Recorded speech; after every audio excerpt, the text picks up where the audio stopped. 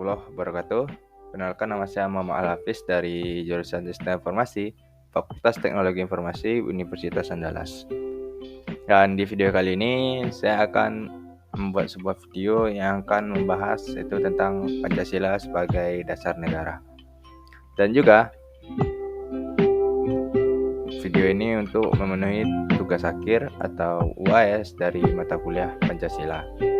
Nah, sebelumnya itu pentingnya kita mengetahui urgensi belajar Pancasila. Sebelumnya itu Presiden Soekarno pernah mengatakan jangan sesekali melupakan sejarah. Yang bisa kita kenal dengan jas merah. Dan dari perkataan Presiden Soekarno tersebut, kita bisa menyimpulkan bahwa kita tidak boleh melupakan nilai-nilai sejarah, dan nilai-nilai sejarah tersebut bisa berguna untuk Indonesia ke depannya dan sebagai bentuk pembelajaran dan lain-lainnya. Ada peristiwa sejarah atau yang bisa kita tonggak sejarah kebangkitan bangsa Indonesia yang bisa kita ambil nilai-nilainya. Yang pertama itu pada tahun kebangkitan nasional pada tahun 1908, yang dimana ini awal mulanya Indonesia itu bisa membangkitkan semangat juangnya supaya bisa melawan para penjajah. Dan selanjutnya itu pada tanggal 28 Oktober tahun 1928 atau yang bisa kita dengar Hari Sumpah Pemuda. Dan di hari tersebut kita bisa mengetahui apa yang disampaikan oleh pemuda-pemuda yang telah berkumpul dari berbagai ragam suku, dan itu mengakibatkan dan itu bisa menjadi sebuah tolak ukur yang mana kita bisa mengetahui bahwa bangsa Indonesia bisa bersatu walaupun banyak sekali keanekaragaman. Dan yang terakhir itu pada tanggal 17 Agustus 1945. Dan kita semua tahu bahwa itulah adalah Hari Independen Indonesia atau Hari Kemerdekaannya, yang dimana itu merupakan cita-cita nasional dari pemuda-pemuda atau maupun bangsa kalangan tua maupun kalangan muda Indonesia merdeka.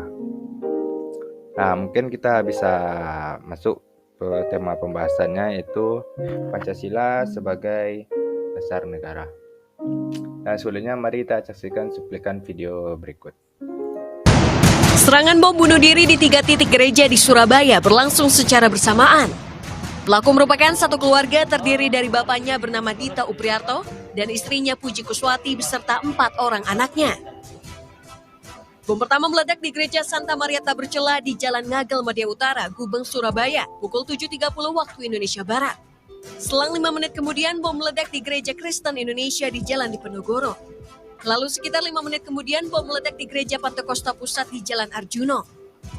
Dalam rekaman CCTV, pelaku bom pertama di Gereja Santa Maria Tabercela diketahui 2 orang berboncengan menaiki motor. Ledakan terjadi saat motor hendak masuk gereja.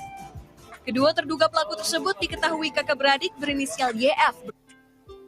Nah, dari berita tersebut kita bisa mengetahui bahwa ada aksi terorisme yang terjadi di Surabaya. Dan untuk pelakunya sendiri itu ada sebuah keluarga. Nah, untuk video kali ini mungkin bisa kita ambil beberapa kesimpulan kenapa aksi terorisme itu bisa terjadi, dan di mana aksi terorisme ini telah menyalahkan nilai-nilai Pancasila. Contohnya tuh sila pertama, sila kedua, dan sila ketiga. Dan di video itu kita lihat terjadi ledakan di Gereja Panopo di Surabaya Utara. Dan di video ini kita saksikan reporter telah menjelaskan siapa pelakunya, apa yang terjadi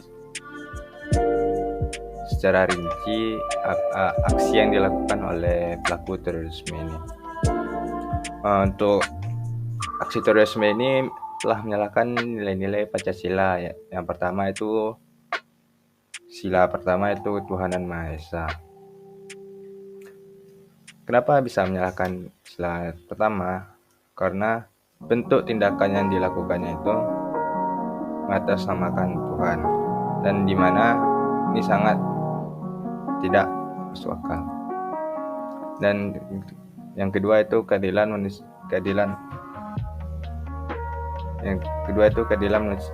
dan beradab. Dan sila kedua ini bahwa terdapat tidak keadilan yang terjadi di sini, yang dimana tidak adanya warga-warga lainnya merasa terganggu, dan juga banyak terdapat korban yang mengakibatkan mereka harus ke rumah sakit dan sebagainya macamnya. Ini jelas mengganggu kenyamanan masyarakat dan sekitarnya. Ketiga itu Persatuan Indonesia. Kenapa ini melanggar Persatuan Indonesia? Karena kalau mereka bersatu, maka mungkin aksi terorisme ini tidak akan terjadi. Mungkin saya Muhammad Al-Hafiz dari jurusan Sistem Informasi, Fakultas Teknologi Informasi, Universitas Andalas. Dan di video kali ini saya akan menjelaskan Pancasila sebagai ideologi negara. Dan sebelumnya itu Pancasila sebagai ideologi negara. Mungkin bisa kita saksikan cuplikan video berikut ini.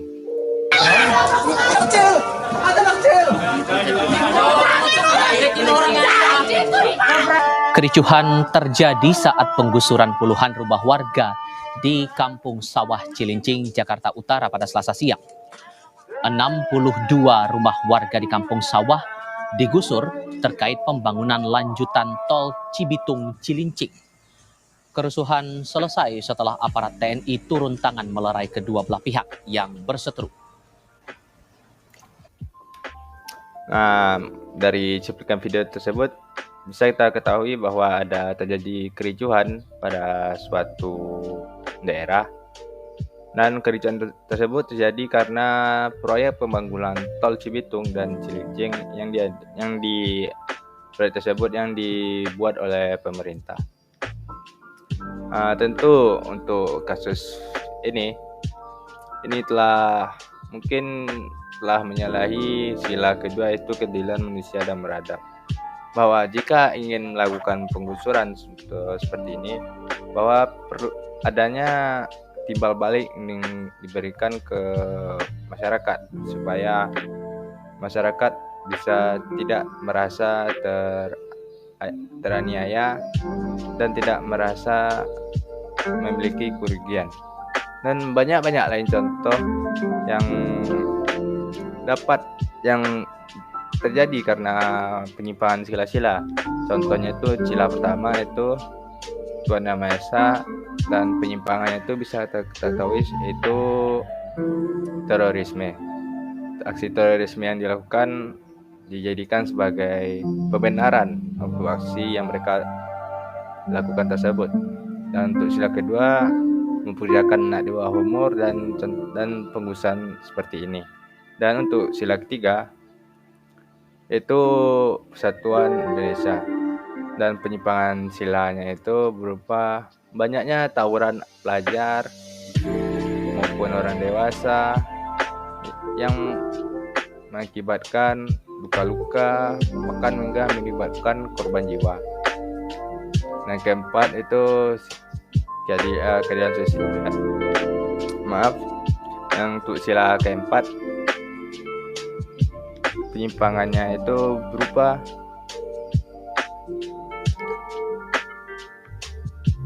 aparat atau pejabat-pejabat yang korupsi, sehingga pembangunan di daerah tersebut gagal, atau mungkin misalnya diberikan APBN atau dana untuk membangun jalan atau memperbaiki aspal, tapi tidak dilakukan, malah uangnya dikorup. Yang kelima itu keadilan sosial rakyat Indonesia. Dan untuk penyimpangan kasus ini mungkin bisa kita ketahui yaitu berupa rasisme.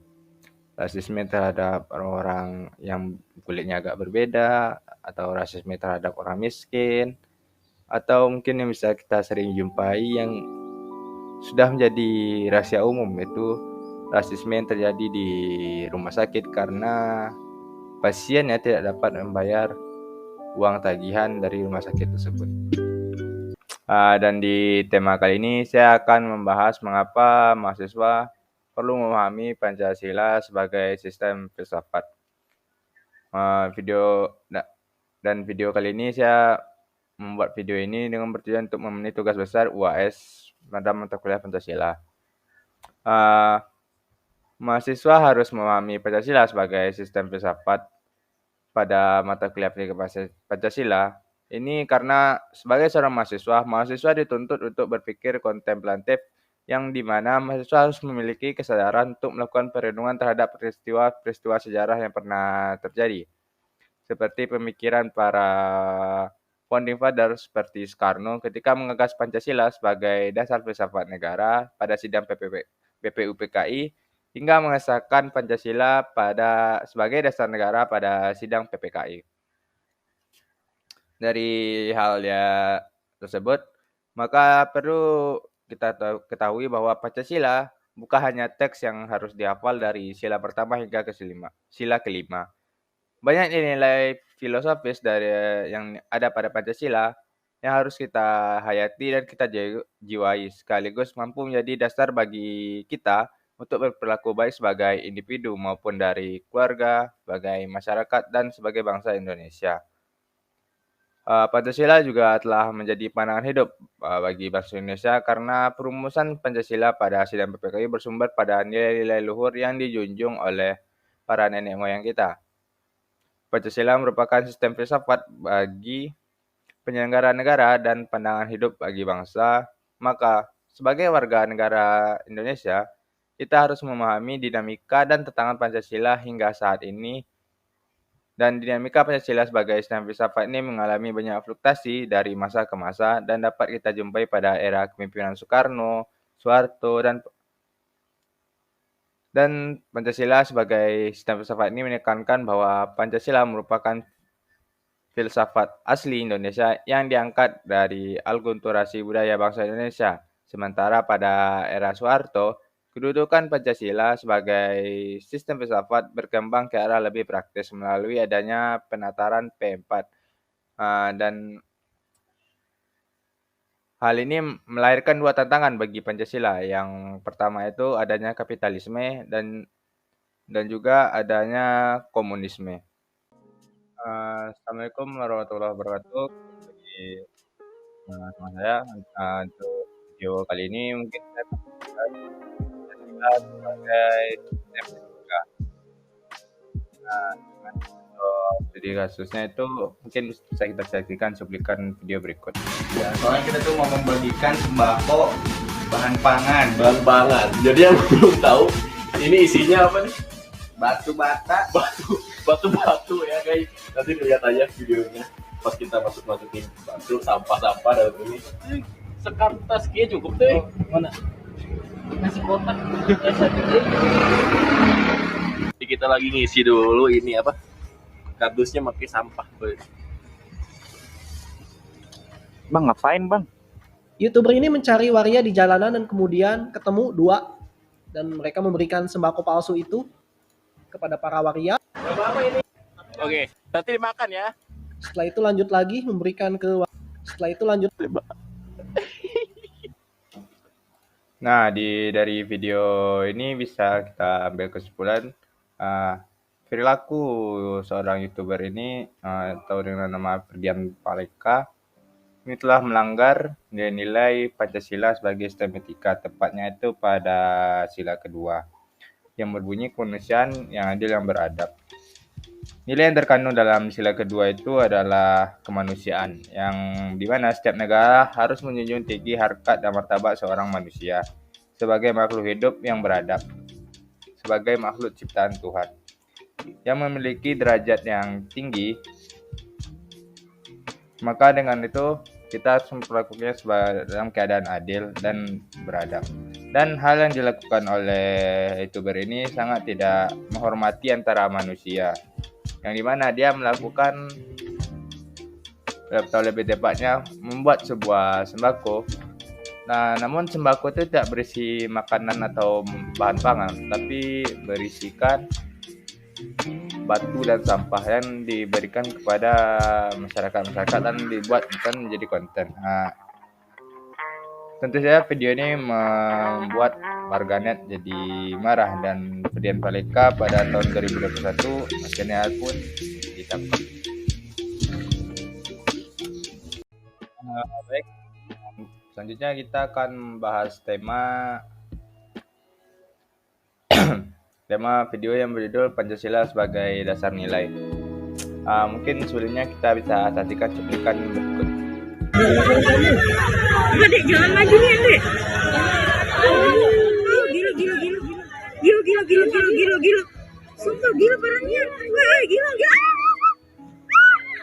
Gila, sumpah gilanya ya Allah. Oh, gila, stres. Selazim. Ya Allah, kasihannya ya Allah.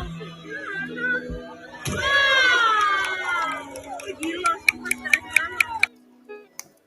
Dari video itu mungkin saya jelaskan dulu kejadiannya, yaitu pada daerah Palembang, tepatnya pada daerah 13 Hilir. Warga dari sana menenggelamkan sebuah mobil yang itu diduga mobil Xenia berwarna silver seperti video.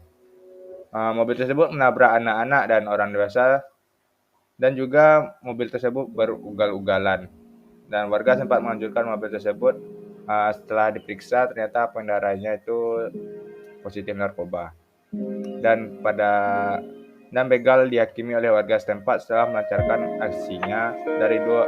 Dari kasus ini bisa kita simpulkan bahwa terdapat perilaku yang melanggar nilai-nilai norma dari hukum, yaitu warga main hakim sendiri.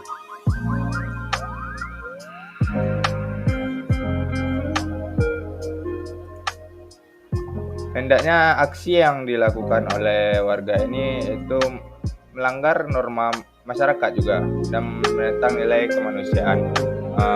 Pelaku ini menimbulkan keresahan tentu saja menimbulkan keresahan di masyarakat dan juga membahayakan keselamatan penduduk. Perlunya kita memahami nilai-nilai yang terkandung dalam sila kedua Pancasila mengajarkan kita untuk memiliki sikap saling mencintai sesama manusia, menunjukkan tenggang rasa, dan menjunjung tinggi nilai-nilai kemanusiaan. Seharusnya jika kita sudah memenuhi nilai-nilai dari Pancasila, maka kasus seperti main hakim sendiri, kasus pemudi yang ugal-ugalan, kasus supirnya yang juga narkoba, mungkin kasus seperti ini mungkin tidak akan terjadi. Oleh karena itu, perlunya kita memahami nilai-nilai yang terkandung di dalam Pancasila dan kita terapkan pada kehidupan kita, sehingga hidup kita lebih baik, dan lebihnya tentu hidup kita bisa berguna bagi masyarakat. Mungkin sekian untuk tema kali ini. Apabila saya pamit sendiri, saya Muhammad Hafiz. Apabila ada kesalahan dalam menyampaikan materi, saya mohon maaf. Wabillahi taufiq wal hidayah. Assalamualaikum warahmatullahi wabarakatuh.